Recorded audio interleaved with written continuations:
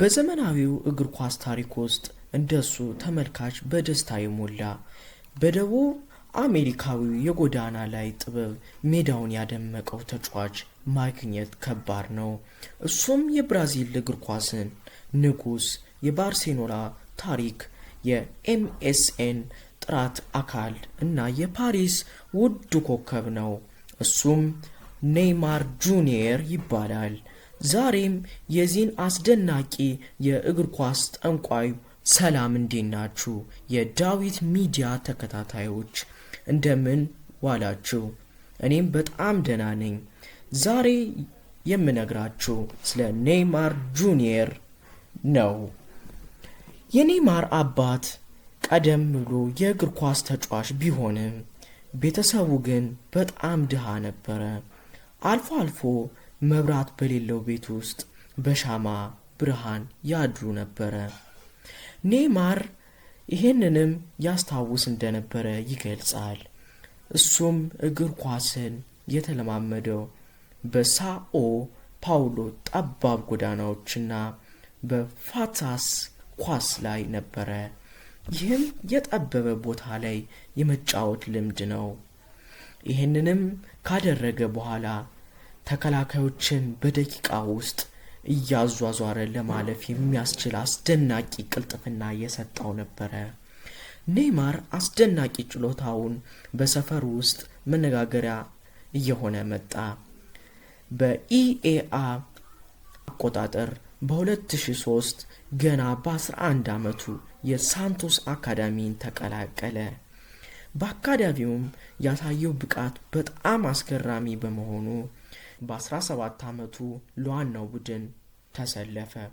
ብዙም ሳይቆይ ሁሉንም ቀጣይ ፔሌ ይሉት ጀመር። ኔይማር በሳንቶስ ቤት 136 ጎሎችን በማስቆጠር ቡድኑ ከብዙ ዓመታት በኋላ ለኮፓ ሊበርታዶርስ ክብር አበቃው። በተለይም በ2011 ያስቆጠራት ድንቅ ጎል የዓመቱ ምርጥ ጎል ወይም የፖስካሽ ሽልማት አስገኝቶለታል። በዚህም ጊዜ የአውሮፓ ታላላቅ ክለቦች እሱንም ለማስፈረም ጦርነት ውስጥ ገቡ። በመጨረሻም በ2013 በፈረንጆች አቆጣጠር ኔይማር ህልሙን በመከተል ወደ ስፔን ኃያሉ ክለብ ባርሴሎና ተዘዋወረ። ይሄም በአውሮፓ እግር ኳስ ታሪክ ውስጥ ኤምኤስኤን ማለትም የሊዮኔል ሜሲ የኔይማር ጥምረት የተፈጠረው። በ2014 እና 15 የውድድር ዘመን ባርሴሎና ትሬብል ሲያሸንፍ ኔይማር የቡድኑ የልብ ትርታ ነበረ። በተለይም በ2017 ፒኤስጂ ላይ ባርሴሎና 6-1 አሸንፎ ታሪክ ክስተት ሲፈጥር ጨዋታውን ብቻውን መርቶታል። በባርሴሎና ውስጥ ምንም ያህል ድንቅ ቢሆንም ሁልጊዜ በሊዮኔል ሜሲ ጥላ ስር መሆን ነበረበት። የራሱንም ታሪክ ለመጻፍ እና የባርሴሎና ዶር ዋንጫን ለማንሳት ሲል ከባድ ውሳኔ ወሰነ። ይህም ውሳኔ በ2017 እውን ሆነ።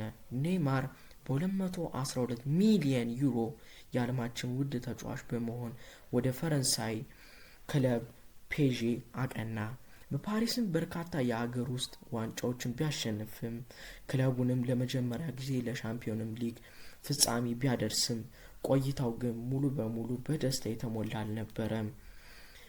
በፈረንሳይም ሊግ በተደጋጋሚ የሚደርሱበት ከባድ ጉዳቶች የባላንዶር ማሸነፍ ህልሙን አደናቀፈበት። በክለቡም ደረጃ ወጣ ገባ ቢኖርበትም ለሀገሩ ብራዚል ሲጫወት ግን ኔይማር ሁልጊዜም ልዩ ነው። በ2016 ለብራዚል የመጀመሪያውን የኦሎምፒክ ወርቅ አስገኝቷል።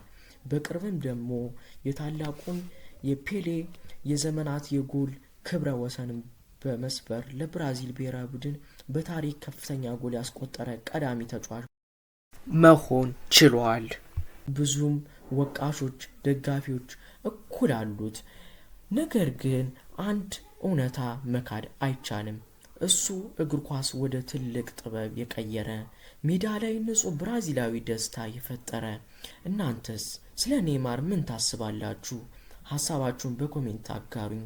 ቪዲዮ ላይክ፣ ሰብስክራይብ አድርጉ። ስለተከታተላችሁኝ አመሰግናለሁ።